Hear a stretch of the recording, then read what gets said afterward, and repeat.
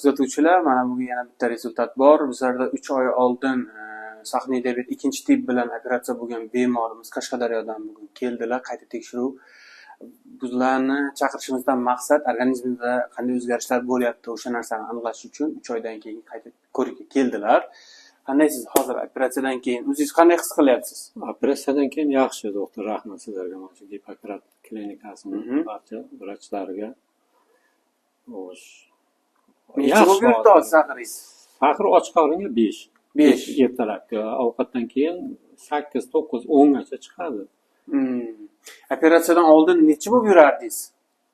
Och qoringa 12, 13 shunaqa, ovqatdan keyin 20 gacha ham ko'tariladi. Shu yerda ham nima qilib o'lchab, nima qilgan.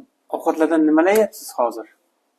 Ovqatlardan qovurilgan yog'li narsalardan ozroq ehtiyot bo'lib turing deganingiz uchun ularni yemayapman, boshqa narsani yeyapman. Hamma narsani yeyapti bemorimiz. Mana 5 ta 5, 5,5 saqlar unday ko'tarilmagan, o'zlarini yaxshi his qilyaptilar. Qandaydir qiyinchiliklar bo'lmadimi?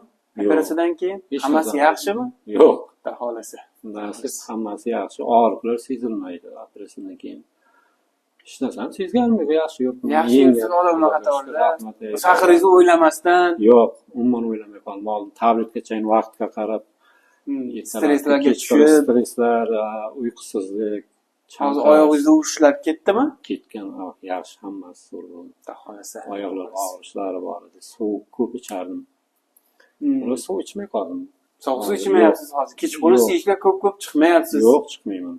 Hammasi yaxshi. Bemorimiz mana rezultatlari yaxshi. Xudo xolasa yana tavsiyalarni berib, ularga ruxsat beramiz. Rahmat.